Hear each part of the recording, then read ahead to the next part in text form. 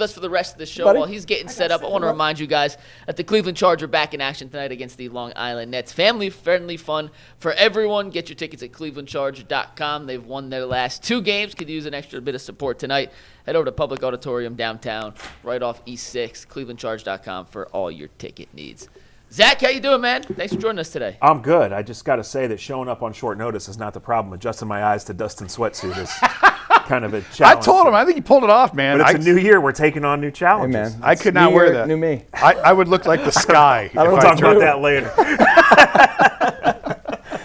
Oh, good to have you, buddy. Yeah, good to be here. So we've been waiting for week 18 for a long time. Yes, we have. Is it December in Berea yet? Well, I was going to. So you and January in Andre, Berea? coined December in Berea. We did. So what comes during January in Berea? Well, it's almost perpetually December in Berea. It was around October 15th this year, right? That would have been about the third start That was for December Dylan in Berea? Gabriel. Yeah. When it became December in Berea? Yeah. So what comes next, I don't know. You know, we're preparing for sweeping organizational change. I think we expect on some level change. I mean, when you even in a year where it's an awkward transition and your expectations are not high, like the offense is not acceptable, right? The construction of it's bad. The coach has not won enough games. Yeah. They've given away opportunities to win and support this defense, which got to take a deserved victory lap last week, right? So the product is not good enough, and unfortunately, the future looks just as bleak because of the salary, because of the offensive line, because of the age of a lot of your key players. So help me, because early on this year, I kept making a point. The offense is bad. Well, the offense was horrendous last year, and they traded down from 2 to 5, and they spent their top 2 picks on defense. So what did you think was going to change? Of course it was still going to be bad. And I do think that there's merit to that. I still think that there's a lot of truth in that. Yet somehow this has been even worse than I envisioned. How is that possible? Like, how can it be that, we knew it was going to be bad, but yet it's even worse? Well, it's a good thing we got 2 hours to talk about that, Jason. Before I dive into that, I would lay it out like this. Bad was expected on some level, and you can't fix everything at once. And frankly, when you're in this situation, the reason they gravitated towards Mason Graham and Carson Schlesinger in the final stages of their draft planning is they knew this year was not going to be great, and they just trusted the player and the guy within that player, right? But you wonder about the plan because they pulled the plug on Flacco so quickly, because they brought in Kenny Pickett and then he never got a chance, right? Because they drafted Dylan Gabriel, they were insistent upon that, and then they undercut Gabriel and Sanders by doing what they did, right? And so Mike Tomlin called it out and it went away. But it was like from the beginning, it was broken. And a big part of it was you used the pick you got for Amari Cooper, a big part of your rebuilding, on Dylan Gabriel, who immediately we knew couldn't play. And then he was in a month into the season. If they had it to do over again, because I do think they did, I think they got a lot right between the end of last season and now. Bull and I went back and forth the other day. I think the trade down was phenomenal. It was great. They got great value. Did they use it on? They use their picks on the right players? I don't know. Time will tell. But the structure of the trade itself, the value of the trade, I thought was great. Obviously, they've had some hits in the draft. If they had it to do over again, where do you think their misses are, and where do you think they would have changed? I got a couple things in mind, but I want to hear. Well, I think they would have taken any player instead of Dylan Gabriel. A safety, a guard, a corner, a wide receiver, quite obviously. Right? In any position. Any positional player who would be in this pipeline and necessary for this team. I think they would have done that differently. And I think they would have to reconsider their investments in defensive tackle. Look, Mason Graham, if he is a B-plus player for a long time and you eventually have him on good teams, then that works. Because you got Mason Graham, Jacksonville's one, and Quinshon Judkins, essentially, for not taking Travis Hunter, who did not have an immediate role on this team. Right?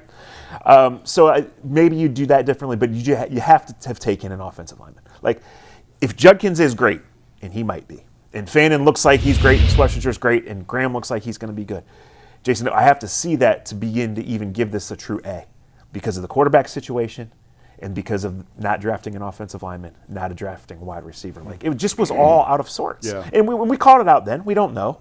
And we don't know where any of these guys will be a year from now. It looks like Fannin and Schlesinger are way, way up. But we'll see. I think Fannin's ahead of schedule. I think he's going to be a star player in this league. I don't think he's a tight end. I think he's just an offensive weapon that on a real offense you can use all over the place. But there's been too much commitment to defensive tackle, not enough to offensive line. And there's been not enough to laying out what the plan ever was because you just kept swapping things around at quarterback. You pulled the plug after 4 weeks on Joe Flacco. Gabriel played one good game. He didn't win because he botched the time management. Yeah. And then after that, he just flatlined. Yeah. 9 different offensive line combinations is not going to help Gabriel, Shedeur, Flacco, No. anyone. Right? But they weren't prepared. They went in. I'm still talking, but I have an answer. They thought that the left tackle combination of DeJuan Jones and Cornelius Lucas would be good enough. That's unbelievable. I mean, that is gross mismanagement there.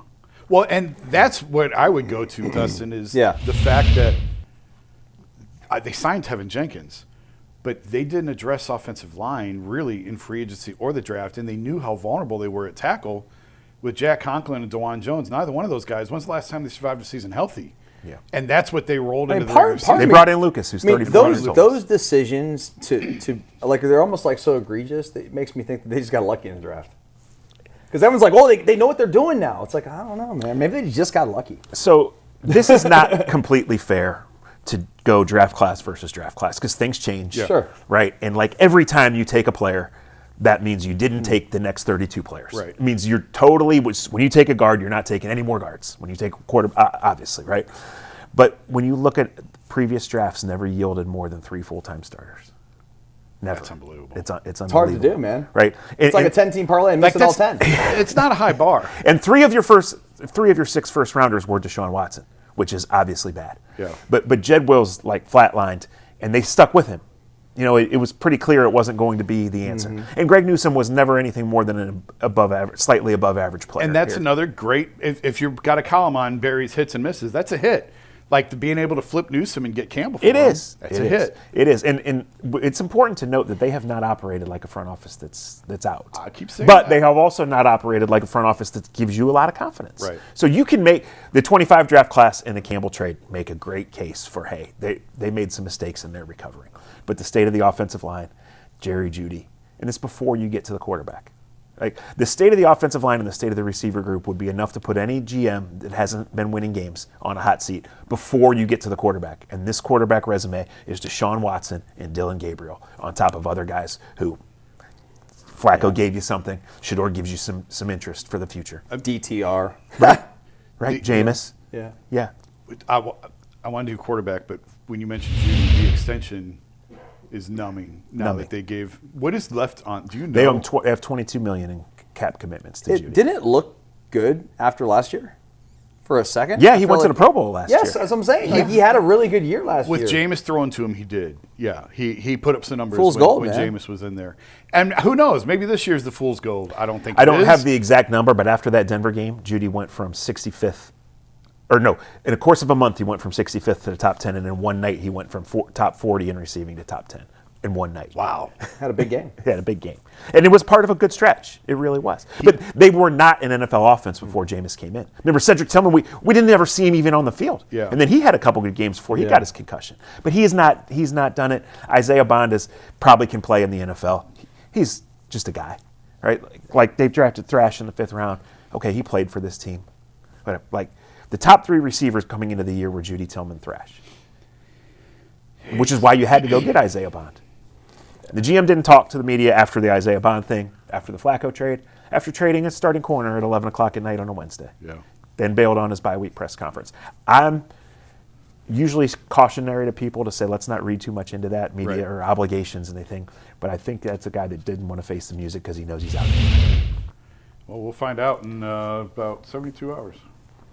Is there going to be a Black Monday? Yeah, or Sunday night. So, like, there's no way that it's status quo, right? You would think not. I mean, I just don't. You would think But everything we think with Cleveland just tends to I agree. kind of go the opposite way. Even people that I've asked, Dustin, that I trust, Yeah. that I've known for years, and they've worked for good organizations or bad or whatever.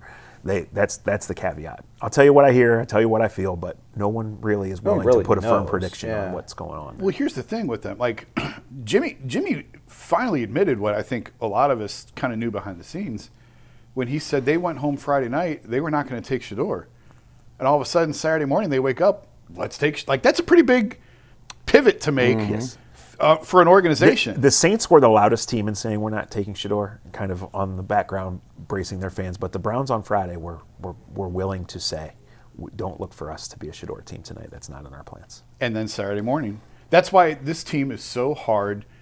until it becomes official, it's so hard to predict what they're going to do, because literally in 12 hours the plan changed. Right. In 12 hours. No, you would think in any normal functional organization, these decisions would have been made by the 1st of December. Yes. Right. We've traveled this road. Do you think that when Jimmy Haslam goes to bed tonight on January 2nd, that he's not sure what he's going to do? I don't think that, but I think if you look at last week, and I think if you look at it, I think there's a chance. Just the whole body of work, I think there's a chance. Okay, let me reframe the question. It shouldn't be that way. Is there a chance that Jimmy Haslam goes to bed tonight thinking he knows what he's going to do, but it does something different on Monday? Well, I think, Yeah. sure. If they blow out the Bengals and look great, There should be nothing that happens in this game that should change his I mind. agree. About what Just he's like going last to week. do. Like I said, these decisions should have been made on a 2-year body of work, basically Well- by the 1st of December. And obviously you're playing a rookie quarterback, and you want to see how guys finish the year. yeah. I had to write a piece for The Athletic this week on like Tomlin and Harbaugh and these legendary coaches that could be out. And the thing that I couldn't wrap my head around is this narrative that, well, the loser might get fired. I'm like, guys, they've coached 300 games in this. You think this one game is going to determine if they stay or go? Like, that's ridiculous. We have to go back 18 years to the last time the Ravens made a coaching change. But Billick kept kicking to Josh Cribbs, and that was it. That was the last coach. Yeah. And the decision was made that the Ravens did not win enough games that year, so it was time to Bill move on. Cowher and Brian So Billick for were the last 2 coaches. games, for 2 years now, the Browns have not won enough games. Yeah. And like this year was always an awkward transition year. This was always, hey, we have to have realistic expectations. We have to start moving forward, and they have done that. And that's why if you make a case for the GM, you can say, hey, this rookie class is good, but there's still a lot of holes. Well, and and there's that's- still a lot of misses from the past. That's where I sort of struggle, because I said last week I thought they'd win about 5 games. I thought, and now they've lost some games that I thought they'd win. And the Packers and Steelers last week, they won some games I didn't think that they would win. So if by chance they beat Cincinnati, which I don't think, who knows? It's a coin flip. It's 2 teams playing for nothing. Who knows what's going to happen? And they get to the end of the season and it's 5 wins. Part of me is like, well, they did exactly what I thought they were going to do. But then part of me is like, yeah, but the road that they took to get 5 here. wins is hitting the over, by the way, on the projected win total. There you go. It's 4.5 to start the year. But the path that they took to get here was so Sure. that it's like, oh man, could you really go through that again? It's always that, Jason, but I would counter-argue by saying that this season's been too predictable. You knew the offense would stink. You knew the defense would be good. You knew the quarterback thing would be a mess. Yeah. I came in, I said, I got one prediction, guys. It's going to be the 3rd straight year that they play at least 3 quarterbacks. 12th time since 1999 they played at least 3 quarterbacks. Wow. Joel, 22 is the number. Myles has 22 sacks. Joel has blocked for 22 different starting quarterbacks headed to what might be the last game of his career. While we're talking draft and last year's draft and everything, Adam and I got in an argument a few weeks ago, and it was funny because we were just talking about quarterbacks, and I said, "What do you want him to do?" And that's when everyone was real high on Quinshawn, and I still am high on Quinshawn, and obviously Schwetzinger's played out was mine. And I sarcastically said, "Well, too bad you wanted him to take Tyler Shuck." And by God, I'm sitting here watching Tyler Shuck play. I'm like, I don't know, maybe they should take Tyler Shuck. Going to be rookie of the year, right? Do you think there's go ahead? Do you think there's buyer's remorse in the organization that they missed something on Shuck when they No, could I have had don't. him at the top of the and second I round? actually understand this. Tyler Shuck never made the final cut of their quarterback thing. They never went the full. They sent the quarterback's coach and the O coordinator to work him out. The full group never went, and they never considered him. They just thought that he was too old. Yeah. That he had holes in his game. That makes sense. Yeah. However, the fact that he was available in the 2nd round, the fact that you were always on a bridge, if he is that guy and was capable of providing a level of competence, then you still missed, right? And then we always said, the Jackson Dart thing, the Tyler Shuck thing pulls it. They made the decision, we're not in the Tyler Shuck business. He's old, he has injury history. We don't think he's going to be great. But they had 5 months to do a quarterback search, and they zeroed in on Dylan Gabriel. And it's just unbelievable. It's unbelievable. Well, they zeroed it on Gabriel. I don't think anyone looked at him as the franchise quarterback for the next 15 years. I think they've always felt like that guy was coming in this draft. No, but Jason, in the realm of any draft pick has a certain upside and a certain downside, and there's no guarantees. Sure. Right? To say this is the most important position, and we are going on this quarterback odyssey, and we produced Kenny Pickett, what's left of Joe Flacco, and Dylan Gabriel. Yeah. That's an F. Yeah. And you knew this was not rushed upon you. Right? You did not have a quarterback who retired on March 22nd. They knew before Watson got hurt last year that he was done. Yeah. So they had all this offseason to go about it, and they did Pickett, Flacco, and Dylan Gabriel. But you know this as well as I do, and this is the point I've made for months, is look what they had to spend on quarterback because of the position that the Deshaun trade put him in. They had to shop and no the doubt. scratch and denial. So I don't know what else was going to come of it. No doubt. I mean, the Gabriel pick was a miss, no question. And why you'd spend a top 100 pick on a backup quarterback, I have no explanation for that. But they were always going to be picking from damaged quarterbacks because of the position that they were in with the cap. Yeah.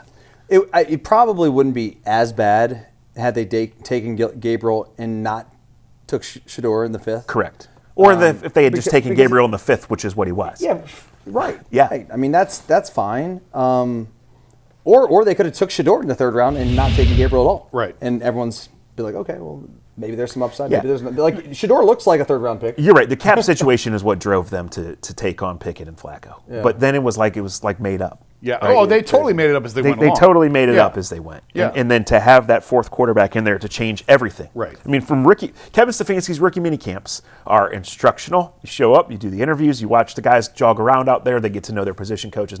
They're out there playing full on 11 on 11 in rookie mini camp because they don't know when these guys are going to get reps, and they have to get them both reps. Yeah. And it was so clear from the beginning that Shedeur was talented enough to be worth reps. And like I said, I maintain that Kevin should have come out and said, Shedeur is our redshirt quarterback. Now, it wouldn't have mattered because ultimately he wasn't.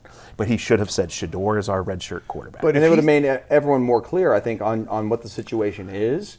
And it would have lowered everything, all the BS that's out there, the questions, the narratives that Stefanski doesn't like him. Right. And, all Go that into stuff. joint practices and wondering why Tyler Huntley's getting reps Yes. and Shedeur isn't. But if he says that, people will lose their minds and say you're not even giving the kid a chance. How can you? But that's not what even they're give him a saying. chance? But that's why we're having that discussion because that's what people are saying anyway. People think he got no chance. Right. You know, he could have come out and said, this guy's going to be 4th in line. Yeah. Like, we drafted Shedeur because we like him, but we are pointing to the future. Right now, we're getting these guys ready. So, and I think that's, I've written that. I know others have said, I think it's common knowledge now, is their original intent was they were not going to play him. Correct. He was going to sit all year, which then leads me to the question of, okay, when was his opportunity going to come? Because if you're not going to play him this year, you're not going to roll with him as your starter next year without seeing any reps. So, again, it's why I've felt all along like they felt like their quarterback was coming in this draft. So what was the plan, the original plan? No one has answered this. What was the original plan with Shedeur? Were they just going to sit on him for a year and then try and flip him? There was no original plan because they weren't going to draft him. They came out and said, we're not drafting him without saying it. Yes, and that 12-hour window. But then when Yes. you do, Well, now right. you've got 6 months to come up. Well, if you weren't going to play him this year, when was he going to play, or what was the plan? This goes to the whole thing of they decided on Pickett and Flacco. Like, they should not have drafted anyone until Saturday. Yeah. Right? Like, they decided we are not going to be a top-level quarterback team. We can't be. We're going to play these vets. We're going to see. And then put somebody in the mix as a flyer. But they use this, and they are dismissive of that. They say it's pick 94. But we're looking at your roster. So pick there's 94 holes all matters. over the place. It does matter. Absolutely. Right? And like, we're looking at the roster going forward. You know, who's hitting free agency? Shelby Harris, Ronnie Hickman, Devin Bush. Wyatt Teller. Wyatt Teller. The entire offensive line. Like, the guts of your team is out. You know, you're bringing back a top-level corner who's headed to his 30th birthday, the pass rusher in his own galaxy who just turned 30, and some good young players. Like, extending Alex Wright is pretty much a no-brainer, given that you've developed him in the position that he plays. But, like, there's pieces on defense. On offense, it's barren. And what are you going to do? You have to take... pick 5 or 6, you have to take an offensive tackle. I don't know that there's one there. Or are you going to take a wide receiver? One of these guys with injury history? Or like Carnell Tate's not the number 1 wide receiver on his own team, and you're going to use a top 6 pick on him? It's tough. Well, I mean, Jeremiah Smith is like generational. I know. But I hear what you're saying. I'll tell you, I was not impressed. It's one play. When Carnell alligator armed that, Carnell did not have a good game the other I night. looked at that play the other night and thought, man, NFL guys are gonna be looking at that going, that's a big X on his resume. This coming up, it's early still, but this is a deep wide receiver class more than it's a top heavy one. You know, I think the second first-round pick is where you're going to see the Browns eat a wide receiver, and it could still be Tate, it could be Lemon from USC, it could be in there. But I think you're stuck going offense, right? Oh, you have to go. So you're either trading up for a quarterback, or you're taking a tackle. I've wanted Elijah Surratt forever. Huh? Yeah. For the Indiana receiver. I've wanted him since he was a JMU. Right, since he was a JMU, right. I mean, I would argue if you don't trade up for a quarterback or you don't take a quarterback, you have to trade down. Yeah, right, Because and then you gotta get an set offensive up lineman. to, yet Right. again, kick the can down the road Right. and set up to take a quarterback in 27. Right. So you can pencil DeWand as a starter next year because he's under contract for one more year. And like you've seen KT Leviston grow, like they made a trade to get him. He wasn't supposed to play this year either, right? But your own evaluations of other guys is what put him on the field. But like you have to get a tackle in the pipeline. 100%. You know, like you have to, and you have to probably do it high. So yeah, if we go through the process and Jordan Tyson or Carnell Tate knocks it out, and the Browns take him there and just say, hey, we think this is our guy going forward, you can do that. But I don't know. It doesn't make a lot of sense to me. We talked a lot of offense. Zach, real quick, before you came on, we talked about Myles Garrett, his pursuit of the sack record. If you don't, and Dustin mentioned, if he doesn't get it in the first half, how much pressure do you think he'll feel, Jim Schwartz and the defense will feel, to try and cement this incredible season for Myles with the record? Yeah, that's interesting. I think the body language has been interesting for him the last couple of games, right? We'll see. I mean, the Bengals are going to come out and try to score first and bury this team, obviously. So that is. I mean, obviously, Myles would love to celebrate. He's said all along the right things. I want to do it in a win. I want to do it at home. Mm-hmm. And 4 weeks ago, we thought it was a foregone conclusion, right? I thought he was going to get near 30. Now he's not. Now, when he gets him in bunches. But yeah, Mike, that's a very interesting thing. The Bengals still throw. I said this to someone the other day. Like, the Steelers have real trouble with 3rd and 4, quite obviously. The Bengals aren't scared of 3rd and 17, and Burrow's not scared of taking a sack. I can't believe they're That's just playing not how Burrow they play in this game. But yeah, but he doesn't. He thinks he missed too much, and he wants to see. no, this I get it, group but play. from I would tell him like, you can't play. They're trying to appease him. Yeah, And by the way, you got this the guy that is basically the predator, Myles Garrett. Yeah. Who's hunting quarterbacks this week.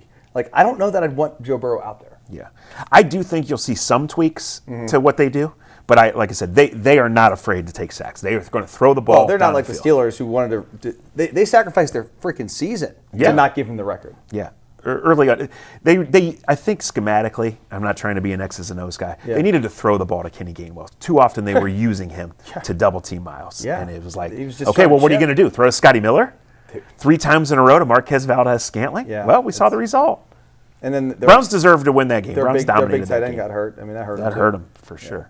He's an incredible animal. cartoon character. Yeah, he is. Were you listening earlier to the first topic? Did you hear the first topic? What do you think Browns fans would rather? Shedeur 300 yards, monster game for Shedeur, or Myles get the sack record? I think most for Shedeur, I think. See, that's what I said. I said Myles, He but, said but I was Myles. actually giving our fans too much credit. But no, the vote was Myles. the vote was for the fans. The vote No, was I Myles. know, but you thought that it would be the other way, and I actually thought rationally, which I was surprised that the fans were rational with this one.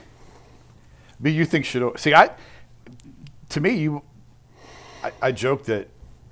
Look at how much mileage people got out of Deshaun's second half against Baltimore. They clung to that like oxygen in their lungs for 9 months. If the lasting memory of Shedeur is a monster game against the Bengals, I mean that'll be it for fans for the entire offseason. I agree. I think even the most ardent Shedeur fan has to understand that if he's the starter next year, it's more by default and lack of options than how he's played. But what could change that? A huge game. A monster game. A monster game, right? Like, I think I'm not disappointed overall in how Shedeur has played. I don't think he's played great, and I understand all the reasons why almost no quarterback could succeed. So he definitely has enough skill to be worth development. I think every opportunity, practice and game, is big for him and going forward and showing you. So certainly the last 12 quarters, I've been largely unimpressed, but I understand the caveats, and I don't expect him to have a big game. But you're right, that's the one thing that could change the discussion, if he just goes out, especially without Fannin, and lights it up. How much does Jimmy trust himself to pick a new front office and or head coach? That is a really interesting question because there's a good chance that answer is almost zero. And that could weigh into the thinking. Because we can only go by his public comments, right, Yeah. which are twice a year, 3 times at most, Yeah. right?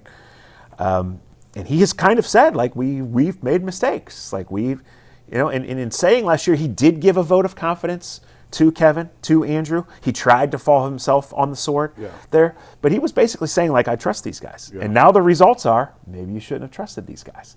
And now Mike Vrabel, who was never taking this job, is proven himself to be one of the elite coaches. Kevin's a good coach and a good man and has been good for this organization. He's not an elite coach. Yeah. Right? Let's look at the last 2 years in the league. Sean Payton, elite coach. Yes. Mike Shanahan, elite coach. Mike Vrabel, elite coach. Yeah. Kevin Stefanski, not an elite coach. Yeah.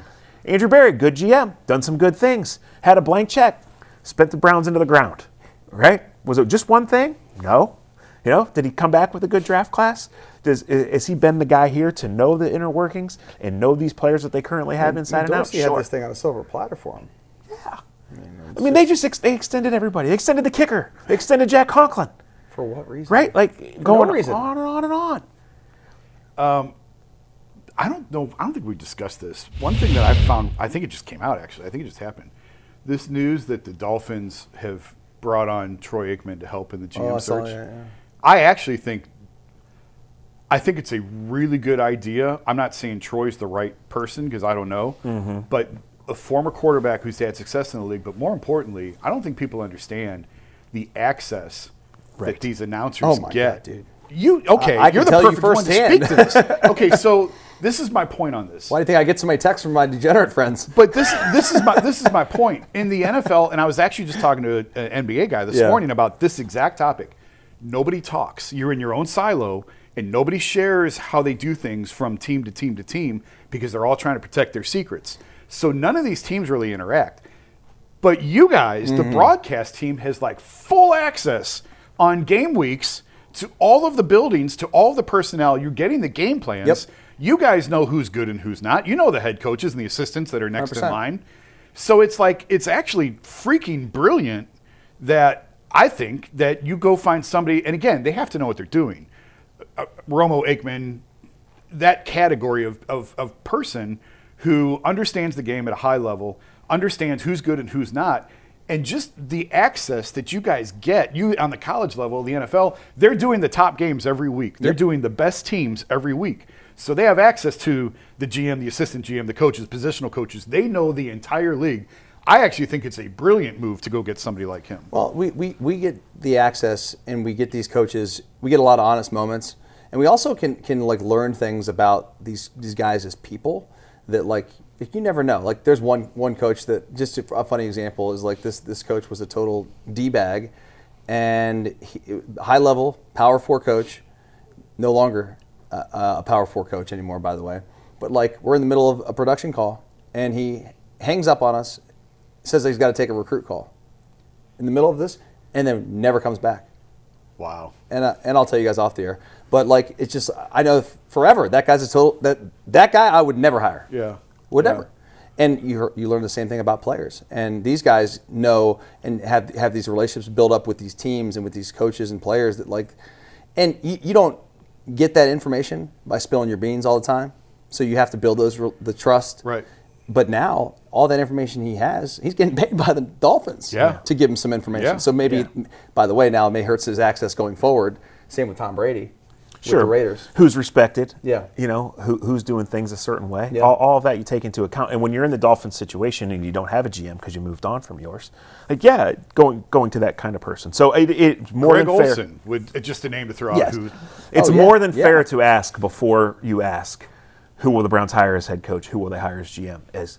Who are the Haslams listening to as they go about this process? Both the perceived end of this era and the beginning of whatever these searches will be. Because there's not one straight line. Are you hiring the coach first? Do you hire the GM first? Yeah. Do you have somebody in mind who might or might not actually tell you yes? Yeah.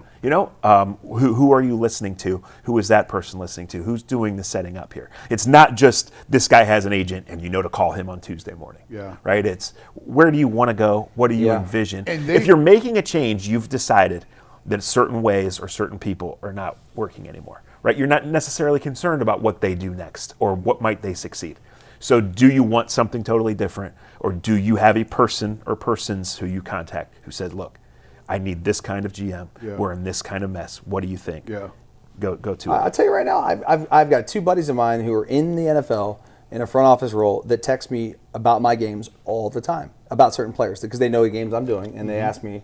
And I have another buddy who's a GM at a Power 4 school that now they work the portal and stuff. He goes, when I'm doing a MAC game, I get texts from this guy. Absolutely. He's like, watch this defensive end, or watch this offensive lineman, or watch this receiver, and I give him a report. I'm like, I think this guy's got a chance. A long time ago, I was told, look, they can hire anybody to go to Stanford and go to USC and find a defensive end with this arm strength or a corner with this speed, arm length, or a corner with this speed.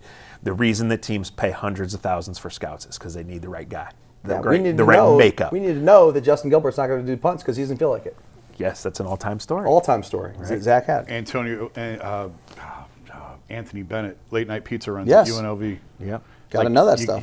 You've got to know that stuff. And I'm not saying schmucks like you and me, the writers, we don't have access to the buildings, but the national TV crews, the access those guys get at that level get in so the much good production stuff. meetings, Yeah. And the other thing with NFL scouting, too, is it used to be when you transferred, that was a red flag. Now everybody transfers. Everybody transfers. So it's totally different process on where you're going. It used to be, hey, this guy's never had any money. We're about to give him $17 million. Well, now they're sort getting of paid understand before it. that. Yeah. And just an important point to make on all this.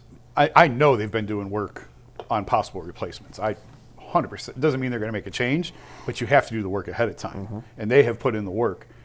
But it's interesting how far in advance and separate from that, like I've talked to NBA teams when they're making a head coaching change a month, 2 months before the end of the season, you start scouting potential other guys, and you send your assistant to go sit behind the bench of X team to watch how they interact with guys.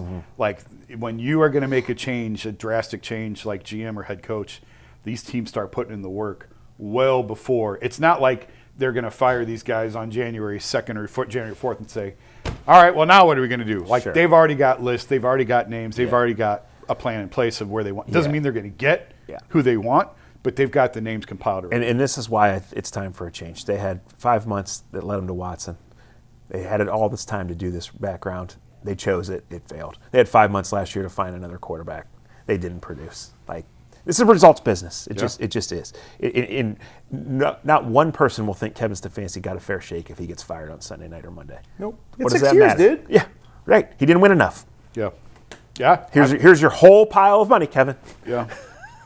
Oh, he's got a lot of money to lot. hire the How movie many games bands. did he end up coaching here? He's coached over 100. They are 44 and 56, I believe, right, Mike? Yeah, I think it's 100 on the dot. Yeah, they're 44 and 56 headed to Sunday. Barry Stefanski That's a Browns. pretty good sample size. It's a real years, good sample man. size, right? 7 and 34. You're under 500 for 6 years. 7 and 32. I mean, the last 2 years destroyed that. or record, 7 and obviously. 25. Excuse me. Yeah. Okay. The only thing I would say, when he's had competent quarterback play, they've been pretty good. Coaches get fired because they have bad 2 years at the end.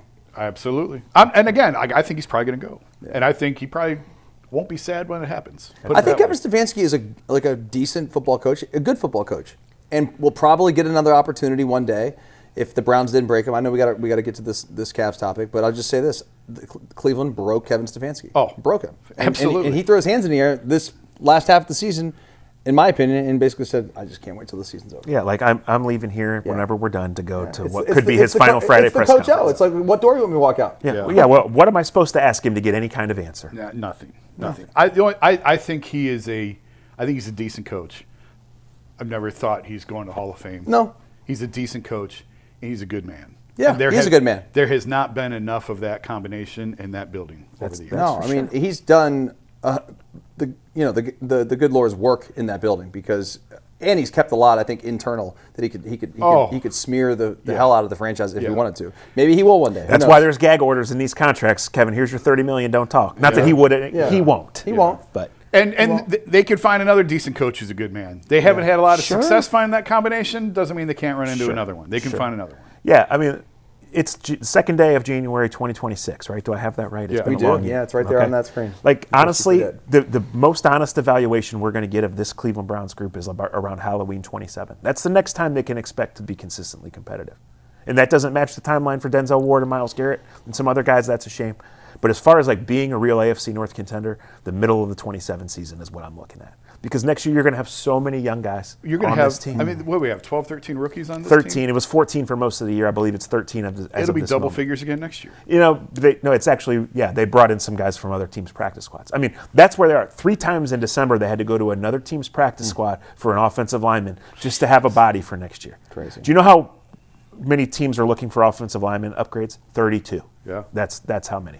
Like, there's a Matt kid starting at left tackle for the 49ers, right? Because, this is what happens. Trent Williams is out. Yeah. Hey, you played at OU. You're ready. Yep. We invested in you. We're trying to develop you. And you're going out there. We're playing for the number 1 seed. Be Trent Williams, by the way. It's not out of the question that half of the roster next year, half of the 53, is first or second year players. Yeah. Oh, no doubt. Because they'll pick up a couple guys who were cut this year, that were rookies this year. Sure. They'll pick No, up. that's what I mean.